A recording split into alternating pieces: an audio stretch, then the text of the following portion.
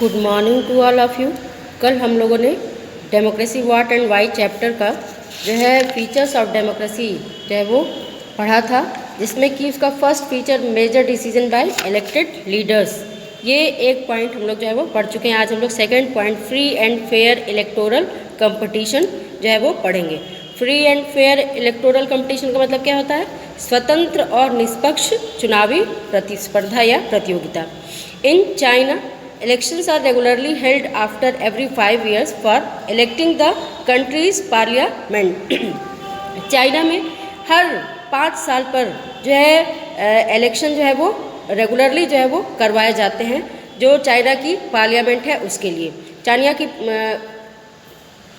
की पार्लियामेंट के लिए।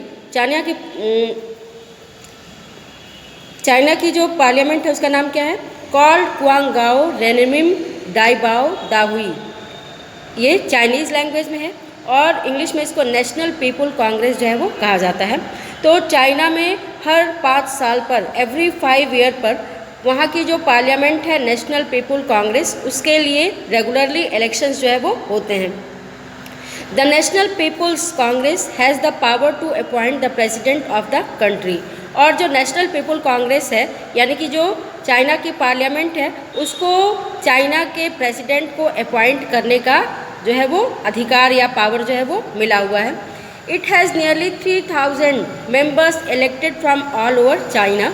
और चाइना के पार्लियामेंट के लिए लगभग 3000 मेंबर जो होते हैं वो पूरे चाइना से इलेक्ट जो है वो किए जाते हैं, यानी कि चुने जाते हैं। Some members are elected by the army, और इसमें से कुछ मेंबर्स जो होते हैं वो आर्मी के द्वारा इलेक्ट किए जाते हैं, सेना के द्वारा चुने जाते हैं। Before contesting elections a candidate needs the approval of the Chinese Communist Party.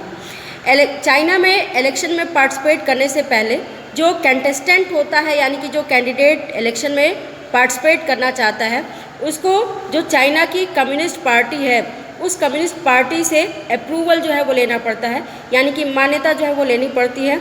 और जिस कैंडिडेट को चाइनीज़ कम्युनिस्ट पार्टी के द्वारा अप्रूवल दिया जाता है, वही केवल इलेक्शन में पार्टिसिपेट कर सकता है। Only those who are member of the Chinese Communist Party और 8 smaller parties allied to it were allowed to contest election held in 2002-3। China में 2002 और 3 में जो इलेक्शन हुए, उस इलेक्शन में केवल वही मेंबर पार्टिसिपेट कर पाए जो कि चाइना की चाइनीज़ कम्युनिस्ट पार्टी या उससे जो एलाइड 8 स्मॉलर पार्टियां थीं, यानी कि 8 जो छोटी पार्टियां थीं, उनके द्वारा अपने जिन कंटेस्टेंट को जो है इलेक्शन में पार्टिसिपेट करने की परमिशन जो है वो दी गई, अनुमति जो है वो दी गई, केवल वही मेंबर जो थे वो इलेक्शन में पार्टिसिपेट कर पाए। The government is always formed by the communist Party, और चाइना में हमेशा जो है वो कम्युनिस्ट पार्टी की ही गवर्नमेंट जो है वो बनती है, ठीक, क्योंकि वहाँ पर क्या है, वन पार्टी सिस्टम है, केवल एक ही जो पॉलिटिकल पार्टी है कम्युनिस्ट पार्टी, वही जो है वो क्या है, मेन पार्टी है, और उसी पार्टी की गवर्नमेंट हमेशा जो है वो क्या होती है, वहाँ पे बनती है। Since its independence in 1930 Mexico holds elections after every 6 year to elect its president.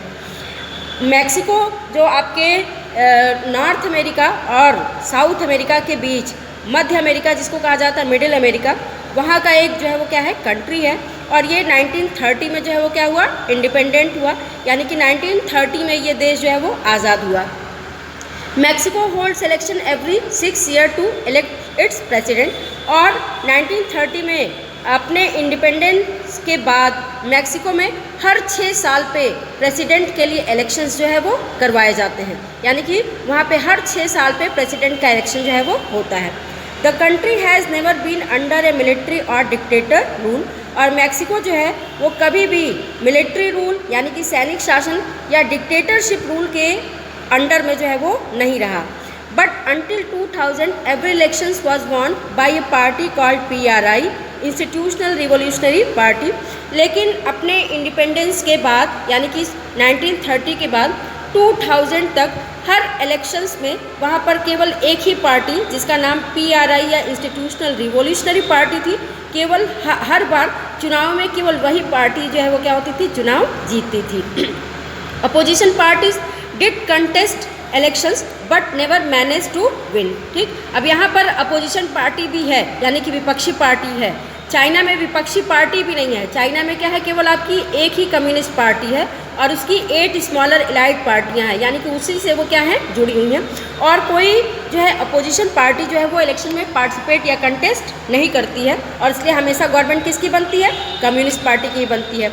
लेकिन मैक्सिको में क्या है, आपका अपोजिशन पार्टी है, यानी कि विपक्षी राजनीतिक दल हैं, और वो इलेक्शन में कंटेस्ट भी करते हैं, लेकिन वो कभी भी चुनाव जो है वो जीत नहीं पाते हैं। ठीक, the PRI was known to use many dirty tricks to win elections because, क्योंकि जो PRI है यानी कि इंस्टीट्यूशनल रिवोल्यूशनरी पार्टी है, उसके द्वारा इलेक्शन को जीतने के लिए बहुत ही गलत तरीकों को अपनाया जो है वो जाता है। All those who were employed in government offices had to attend its party meeting. और मैक्सिको में जो भी गवर्नमेंट ऑफिसों में काम करने वाले एम्प्लॉई हैं, यानी कि सरकारी जो कर्मचारी हैं, उनको पार्टी मीटिंग को, यानी कि जो PRI है या इंस्टीट्यूशनल रिवोल्यूशनरी पार्टी है, उस पार्टी की जो मीटिंग होती है उसको अटेंड करना उनके लिए ज़रूरी होता है। Teachers of government schools use to force parents to vote for the PRI। और मैक्सिको में जो सरकारी स्कूल हैं, गवर्नमेंट स्कूल हैं, गवर्नमेंट स्कूल के टीचर भी वहाँ पे पढ़ने वाले बच्चों के पेरेंट्स को फोर्स करते हैं कि वो PRI को ही क्या करें, इलेक्शन में वोट दें। Media largely note the activities of opposition political parties except to criticise them. और मैक्सिको में जो मीडिया भी है, यानी कि जो इलेक्ट्रॉनिक मीडिया है और जो आपकी प्रिंट मीडिया है, वो भी क्या करती है, केवल जो अपोजिशन पॉलिटिकल पार्टियां हैं, यानी कि जो विपक्षी पार्टियां हैं, उनकी आलोचना करने के अलावा जो PRI की हर तरह की डर्टी एक्टिविटीज़ होती हैं, उनको वो क्या करती है, इग्नोर करने का जो है वो काम करती है, इनको अनदेखा करती है। Sometimes the polling booths were shifted from one place to another in the last minute. और मैक्सिको में क्या होता है कि जब भी इलेक्शन होता है, इलेक्शन होने पर जब चुनाव करवाए जाते हैं, तो क्या होता है कि चुनाव के दिन लास्ट मिनटों में, यानी कि अंतिम समय में क्या किया जाता है, पोलिंग बूथ्स को शिफ्ट कर दिया जाता है, यानी कि जो मतदान केंद्र बनाया जाता है उसको क्या किया जाता है, एक प्लेस से हटा करके दूसरे प्लेस पे कर दिया जाता है, जिससे कि लोगों को उसके बारे में तुरंत जानकारी जो है वो नहीं हो पाती है। Which made it difficult for people to cast their vote. और इसलिए लोगों को अपना वोट डालने में क्या होता है, परेशानी का सामना जो है वो करना पड़ता है। The PRI spent a large some of money in the campaign for its candidate. और जो मैक्सिको की PRI पार्टी है, वो अपने कैंडिडेट्स के, यानी कि अपनी पार्टी के जो उम्मीदवार हैं, उनके कैंपेन पर, यानी कि चुनाव के जो अभियान चलाए जाते हैं, चुनाव प्रचार पर काफ़ी पैसा जो है वो क्या करती है, खर्च करने का जो है वो काम करती है। Next paragraph, should we consider the elections described above as example of people electing their rulers। ठीक, अब ये जो आपका एग्जाम्पल दिया हुआ है चाइना का और मैक्सिको का, क्या हम इसको जो है लोगों के द्वारा इलेक्टेड रूलर्स कह सकते हैं या लोगों के द्वारा चुने हुए शासक कह सकते हैं। यानी कि जो एग्जाम्पल दिया हुआ है उसमें चाइना और मैक्सिको दोनों का एग्जाम्पल है। चाइना में क्या है कि केवल एक ही कम्युनिस्ट पार्टी है जो कि क्या करती है, मेंबर्स को परमिशन देती है इलेक्शन में पार्टिसिपेट करने की, और उनके द्वारा परमिटेड पर्सन ही क्या करता है, इलेक्शन में जो है वो कंटेस्ट करता है। अदर कोई पर्सन जो है वो इलेक्शन में कंटेस्ट जो है वो नहीं कर सकता है। इसलिए जो है क्लियर है कि वही जो है वो क्या करेगा, चुनाव जो है वो जीतेगा। दूसरी तरफ मैक्सिको है कि मैक्सिको में लोगों को फोर्स किया जाता है अपना वोट डालने के लिए, और साथ ही इलेक्शन के टाइम जो है वो पोलिंग बूथ्स को क्या कर दिया जाता है, दूसरी प्लेस पर क्या कर दिया जाता है, शिफ्ट जो है वो कर दिया जाता है, जिससे लोगों को अपना वोट डालने में क्या होता है, दिक्कत जो है वो आती है। तो क्या ये जो दोनों इलेक्शन दिए हुए हैं, इन इलेक्शंस को हम लोगों के द्वारा इलेक्टेड रूलर्स कह सकते हैं, नहीं कह सकते हैं। Reading this examples we get a sense that we can not. There are many problem here, यहाँ पे बहुत सारी क्या है, प्रॉब्लम्स हैं। In China the elections do not offer the people any serious choice. ठीक, अब चाइना में जो इलेक्शन होता है उसमें क्या होता है, लोगों के सामने जो है अपनी चॉइस का कोई ऑप्शन अवेलेबल नहीं होता है, यानी कि उनके पास अपनी पसंद का कोई विकल्प नहीं होता है। क्यों? क्योंकि जो कैंडिडेट चाइनीज़ कम्युनिस्ट पार्टी के द्वारा इलेक्शन में खड़ा किया जाता है, लोगों को उसी को क्या करना है, वोट देना होता है, तो उनके सामने अपनी कोई चॉइस जो है वो नहीं होती है।